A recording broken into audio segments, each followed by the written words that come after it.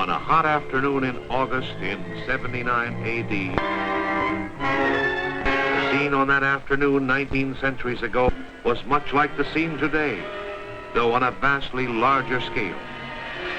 A Roman writer, observing the event from the Bay of Naples, described the cloud by saying, "It appeared sometime spotted according to whether it was erupting ashes or earth." Nothing like this had happened here in the memory of living man. At first, those watching from towns nearby felt only wonder and curiosity. But once started, the eruption, the flow of lava began. Boiling volcanic mud bubbled and steamed. The mountains sent forth showers of red-hot cinders and rock. Poisonous gases escaped from deep in the earth. Streams of fiery red lava pushed their way down the slopes.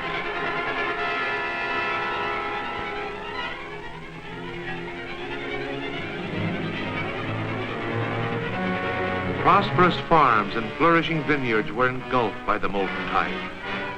Yet still the eruption kept on. The rush of poisonous gases and the downpour of cinders and rock, bringing death and destruction to Pompeii near the base of the mountains. That was 19 centuries ago. And until fairly recent years, he lay buried. What sort of town was Pompeii? What was the pattern of its life before the long silence fell? Pompeii was many things.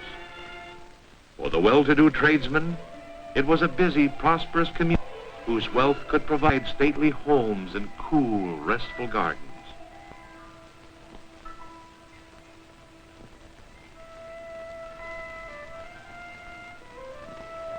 To the maker of bronze statues, Pompeii was an art-conscious city that paid him well for his work.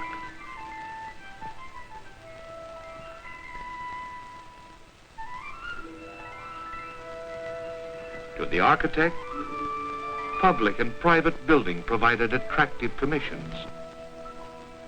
The artisan flourished, whether he provided utensils for the household or masks for the populators of the city.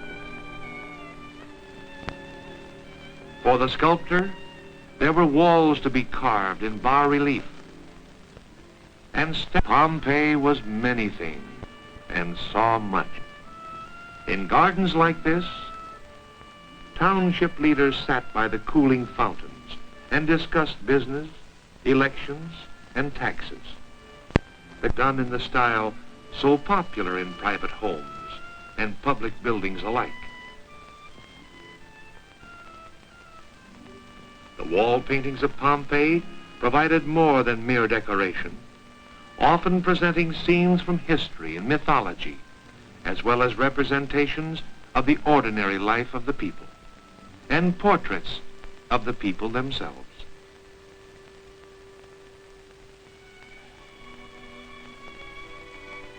The streets of the city were paved, with a carriageway in the center and raised sidewalks for pedestrians.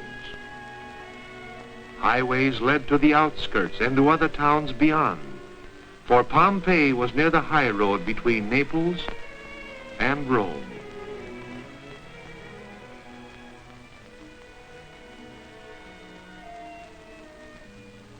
Not unlike a city of today, Pompeii had its quiet suburbs and its busy downtown section. Here in the area of the Forum, with its numerous public buildings, was the center of the life of the city.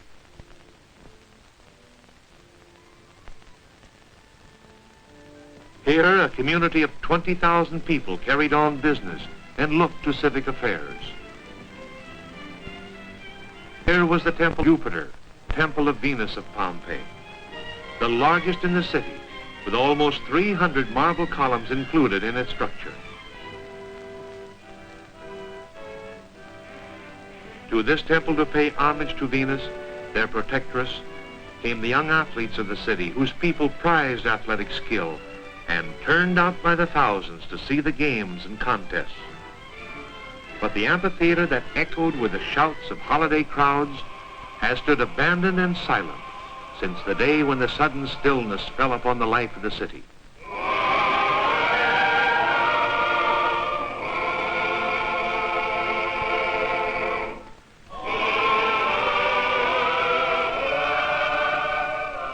Pompeii and Herculaneum nearby were totally overwhelmed by Vesuvius. But other cities have survived and prospered in the shadow of the fiery mountain. 12 miles away on the shore of a tranquil gulf stands Naples, a city whose history is older than that of Pompeii. As the blue waters of the bay reflect the peaceful summer sky, there is no hint of the catastrophe of 19 centuries ago.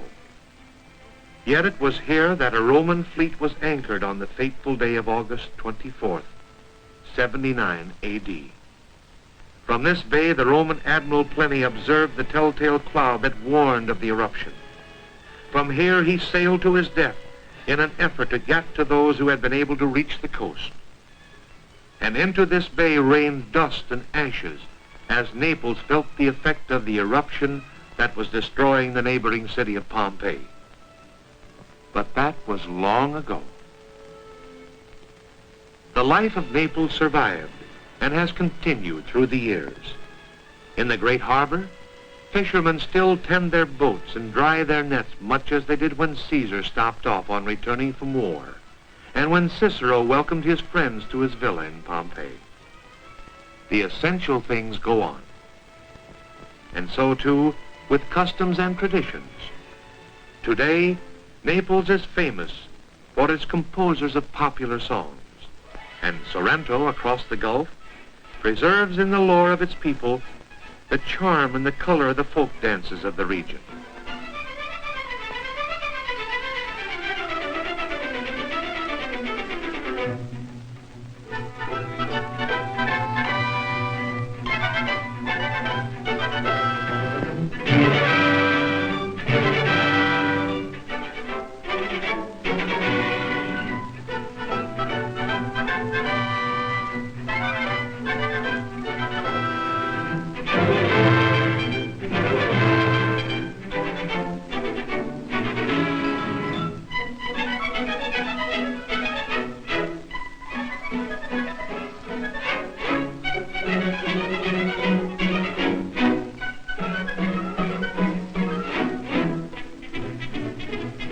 In the gaiety and excitement of the dance, the grim events of history are forgotten.